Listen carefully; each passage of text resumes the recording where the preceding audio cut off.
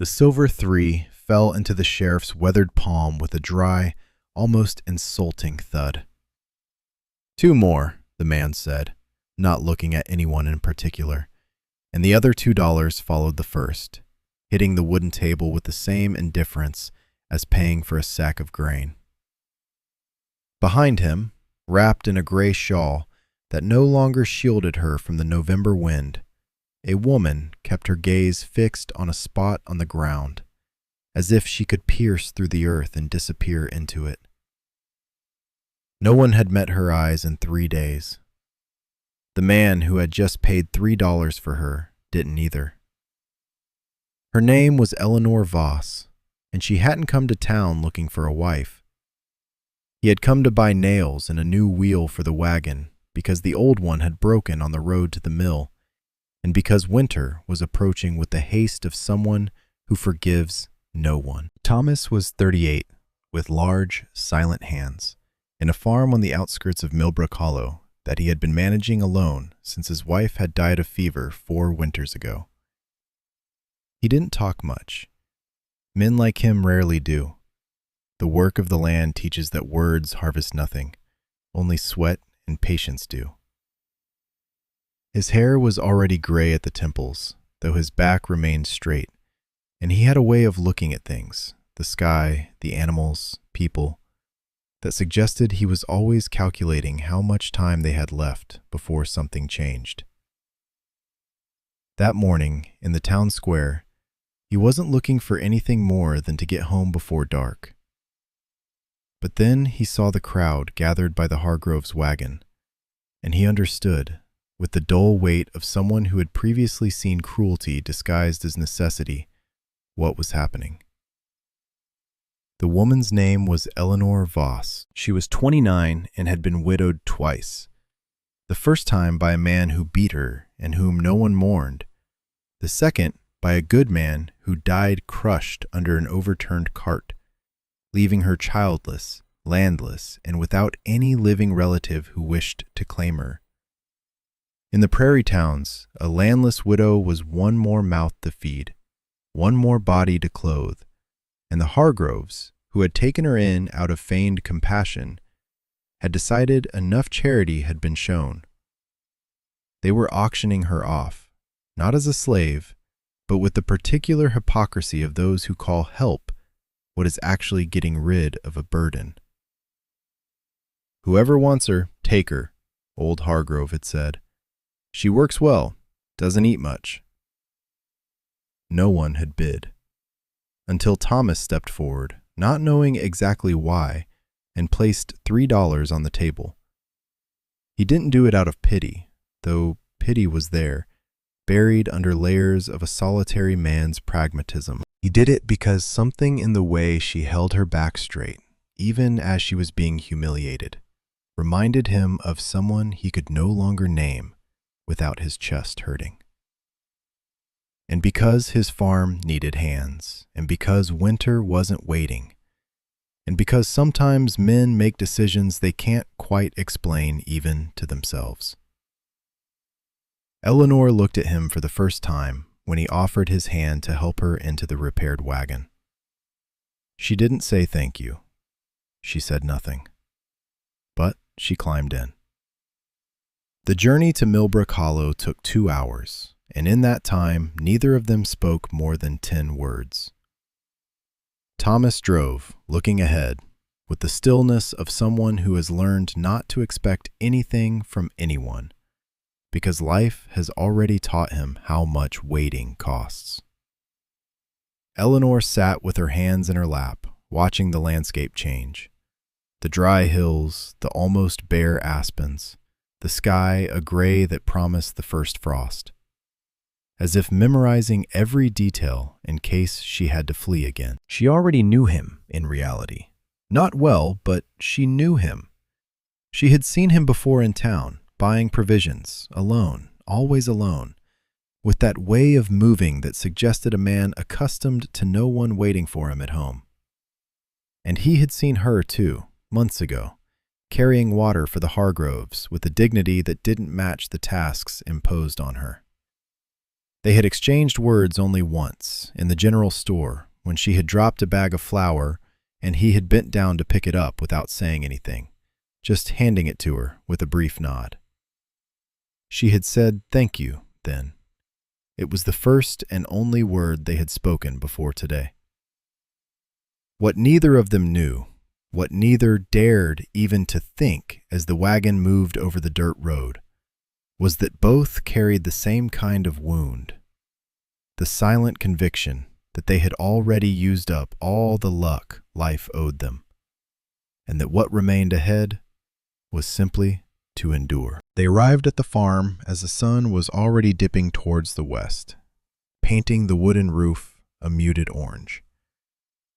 The house was small but solid, with a stone chimney and a porch that Thomas had built himself, nail by nail, in the months after he was widowed, not knowing what a porch was for if there was no one to sit on it in the evenings.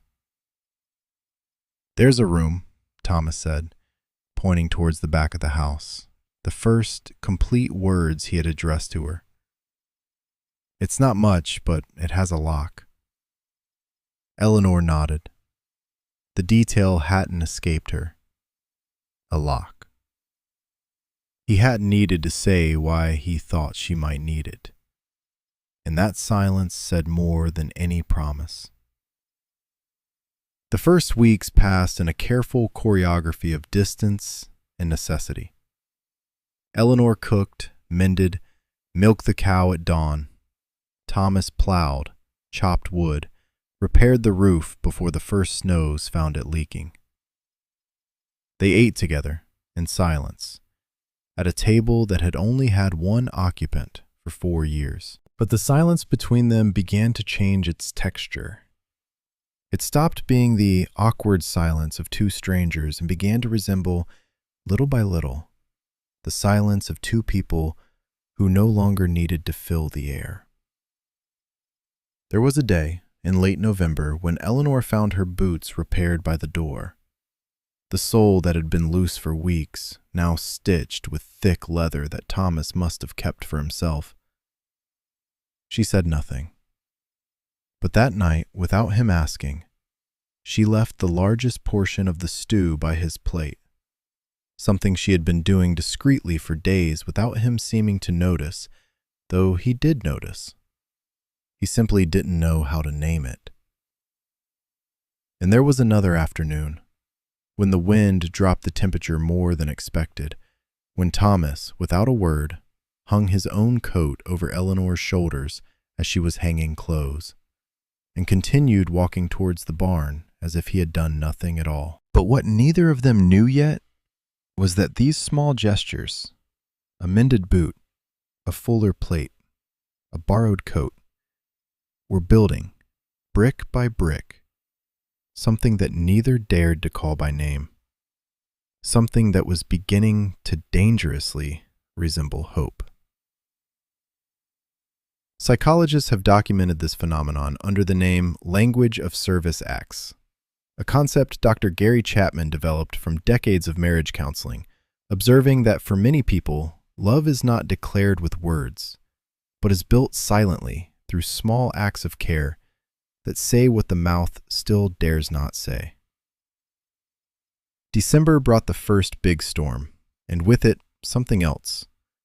Walter Briggs, owner of the neighboring property, a widower himself, but a recent and calculating one, who had been watching Eleanor in town during her scarce outings for weeks. Briggs had land, he had money, and he had the arrogant certainty of a man who believes everything can be bought, including a wife he needed before the spring planting. He arrived at Thomas's farm on a cold afternoon in his best coat, and with an offer that didn't hide its transactional nature. He would pay Thomas double what Eleanor had cost him, and take her that same week.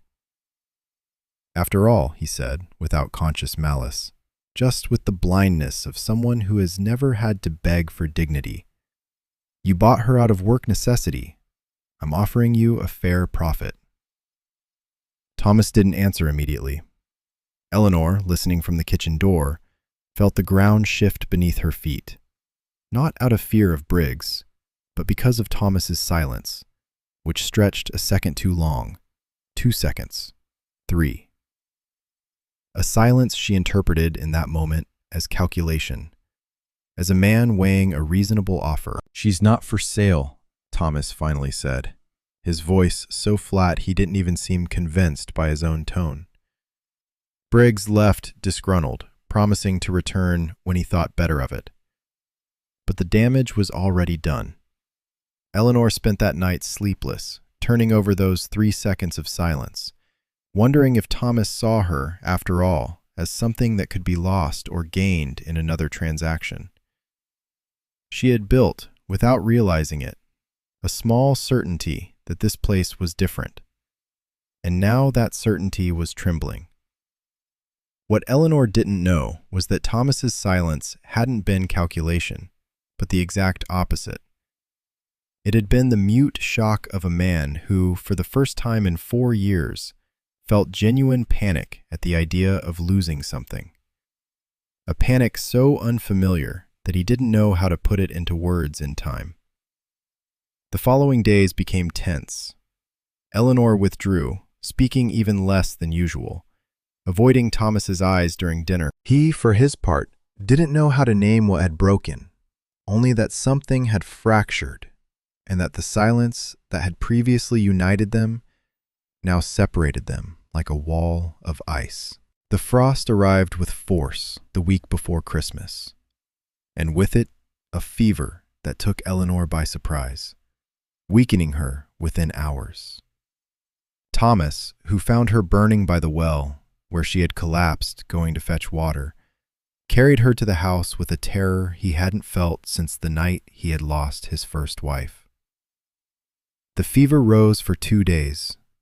Thomas didn't sleep, didn't eat, sat by her bedside changing cold cloths on her forehead, murmuring words he wouldn't even remember later, words he had never allowed himself to say aloud because saying them meant admitting how much he had to lose.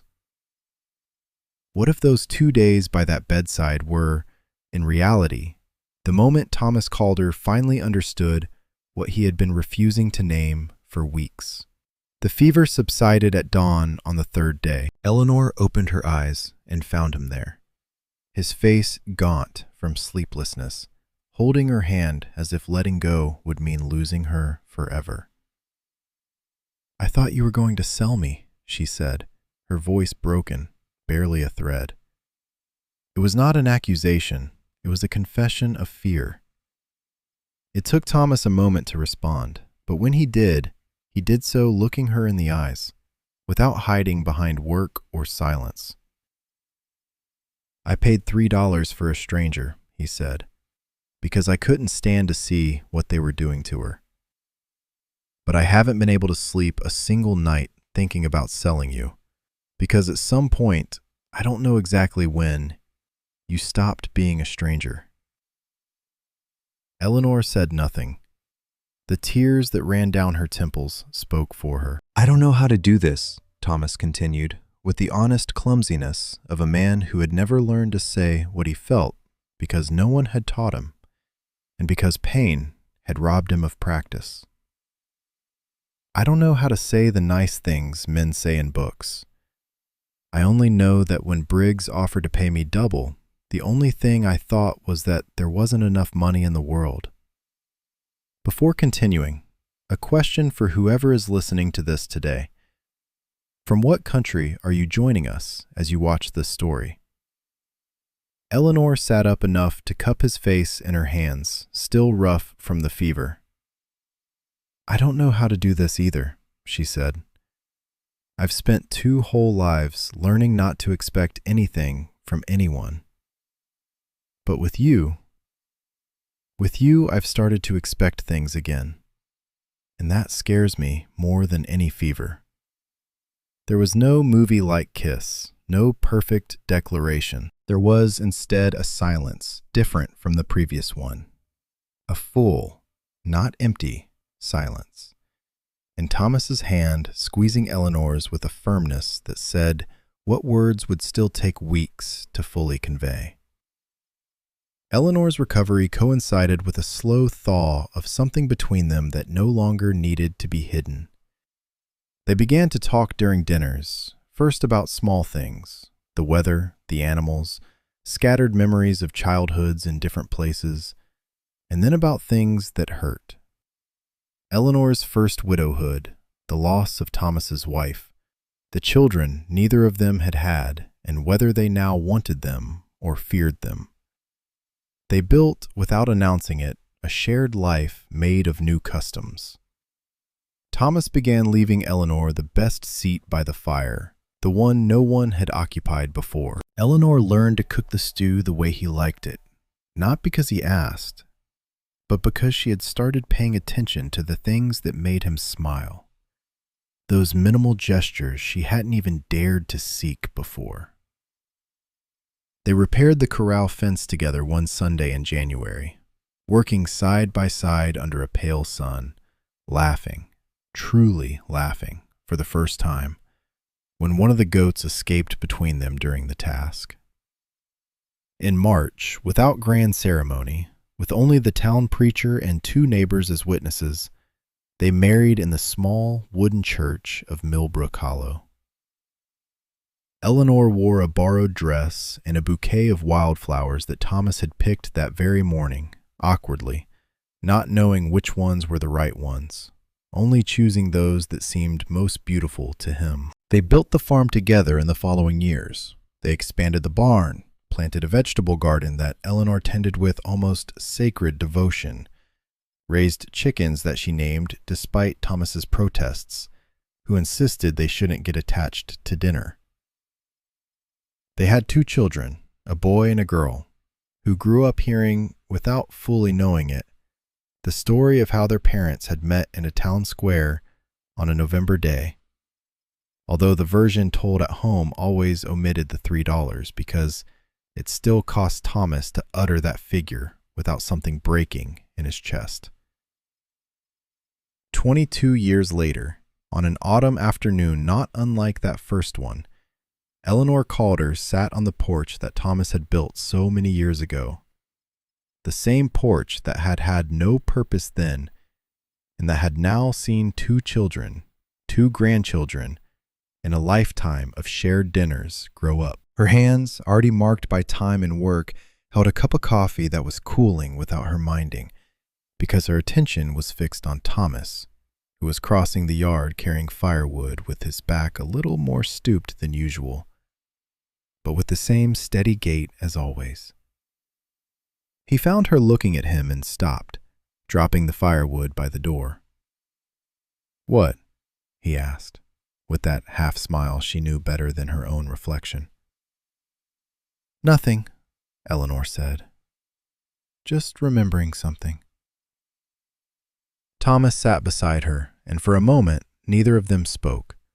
The same kind of silence as those first days, but completely transformed, full of all they had built.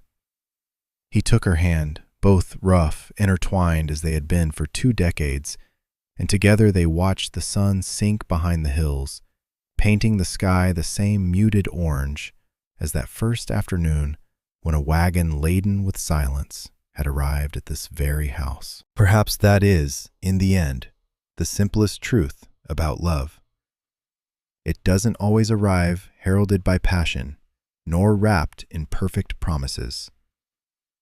Sometimes it arrives as an awkward transaction between 2 people who no longer expected anything from life, and it transforms, year after year, gesture after gesture, into the most solid thing either of them will ever build.